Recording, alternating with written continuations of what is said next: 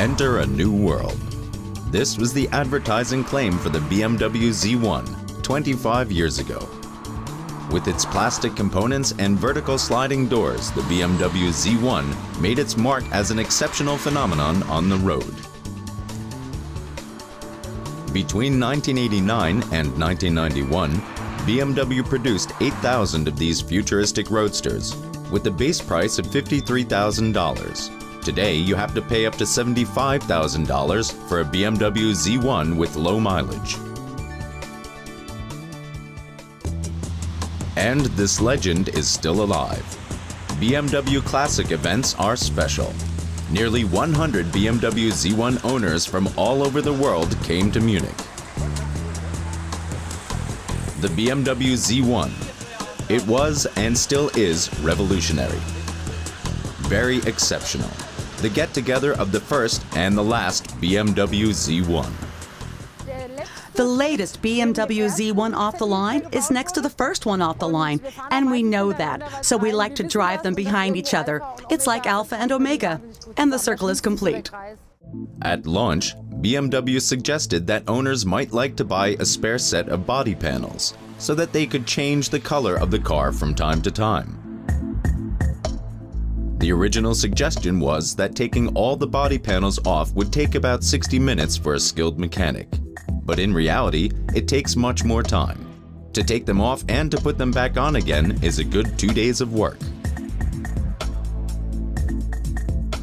Peter Ermler would never do such a body panel change. He owns the first BMW Z1 that left BMW plant in Munich, and his car is still all original. To afford the car, he had to close all his accounts, sell off stocks, and his life insurance. I saw the car and I wanted it. I couldn't afford it because I didn't earn enough, actually very little, and I had to save. I never thought I would own a Z1. The Z1 was designed by an in-house division of BMW. This vehicle project was intended to test innovative materials, launch a revolutionary bodywork concept, and highlight opportunities for optimizing development processes. The result was so impressive that already 3 years later, the first out of a total of 8,000 series vehicles left the BMW plant in Munich. A sensational success for the 60-head-strong team, in spite of many skeptics. The first important decision was, of course, the position of the motor. If it sits in front, or in the middle, or if it would be rear-mounted, and decisions like that take most companies 2 to 3 years. But with basic decisions regarding research in our ZT division were decided in an afternoon.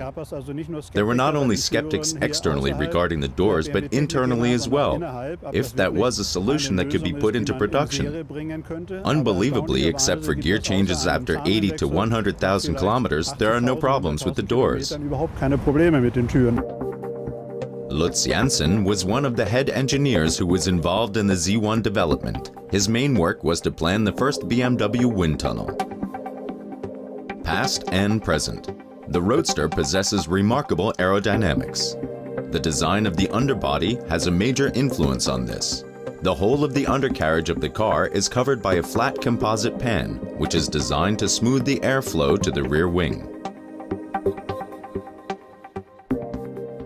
But you always experience something amusing. For example, when you're sitting in traffic, people ask, "What kind of car is that?" "It's a BMW." "Is it a prototype? When will it be released?" Or they ask about the doors. They close automatically. "Hey, did you leave the doors at home in the garage? Can you drive it open?" We saw many Porsches and other vehicles, and they're all great, but they don't have this mythos. Driving the car is great. We could go to the lake and basically touch the water. It's simply fantastic. If you notice the good condition of the Z1 in front of the BMW Museum, it is hard to believe that the Roadster was presented 25 years ago. The limited production, in association with his unique concept, makes the BMW Z1 a cult and trendsetter who is still today ahead of the times.